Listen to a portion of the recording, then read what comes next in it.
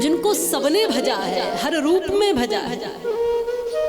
जब क्रोध करती हुई काली बनती है ना, तो शिवजी उनके पैरों में पड़ जाते हैं क्रोध शांत करने के लिए। जब दैत्यों का विनाश करने के लिए खड़ी होती हैं, तो हाथ में तलवार ले लेती है, खप्पर वाली बन जाती है दुष्टों का खून पीने के लिए।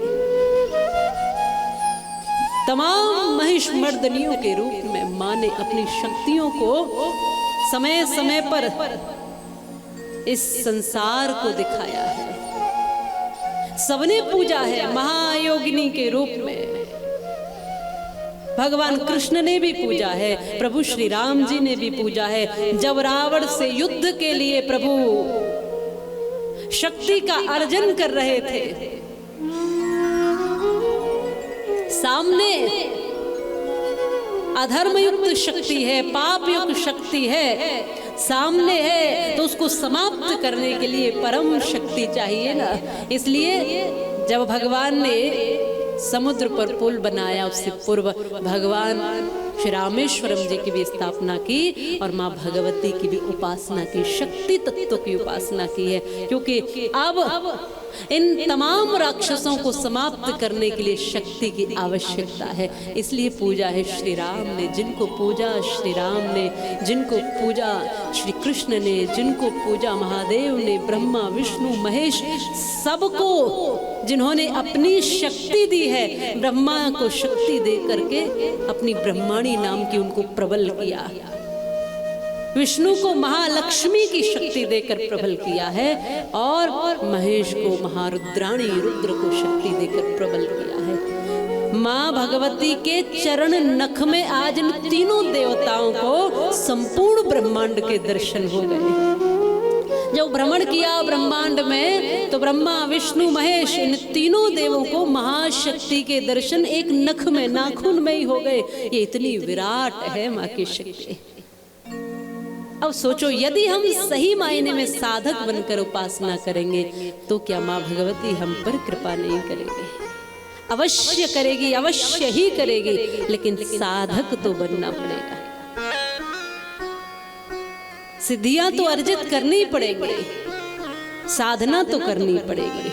उसकी कृपा पाने के लिए कुछ न कुछ प्रयास और परिश्रम तो चाहिए ही चाहिए। समय समय पर जब देवताओं को आवश्यकता पड़ी है माँ भगवती की, तो माँ भगवती ने अपनी शक्तियों को देवों के साथ जोड़ करके देवों को आश्वस्त किया, देवों को निर्भीक किया, निडर किया और उनका कल्याण किया। जब भक्तों को, संतों को आवश्यकता पड़ी और उन्होंने पुकारा, जब दुखियों ने, गरीबों ने, जब आर्त जनों ने पुकारा, तब वो प्रकट हुई किसी न किसी रूप में। दुष्टों के सर्वनाश के लिए वही काल रात्रि बन जाती है, काल शक्ति बन जाती है, और भक्तों को, सिद्धों को सिद्धियां देने के लिए वही सिद्धदात्री बन जाती है। उससे भिन्न कुछ नहीं है, बस ये समझ लेना। ये पूजा पद्धतियां, ये धूप दीप, ये माँ की चुंदरी, ये सब एक बाह्य भाव को, आंतरिक भाव को प्रकट करने के लिए बिल्कुल बाह्य प्रक्रिया है कि ये बाह्य प्रक्रिया ठीक हो तो हमारा आंतरिक भाव बनेगा। एक बालक की तरह जब भाव बनकर बैठोगे तो निश्चित ही माँ हमारी सारी मलिनता को साफ कर देती है। बालक मेला होकर आ जाता है, माताएं तैयार करके भेजती है, लेकिन बालक अबोध है ना, तो धूल में लिपट, कीचड़ में लिपट, न जाने कहां कहां से फिर आता है। तो माँ ये नहीं कहती कि दुत्कार दे कि जाओ तुम मेले हो, कुचेलो हो, गंदे हो, जाओ यहाँ से दूर जाओ, मुझसे दूर हो जाओ।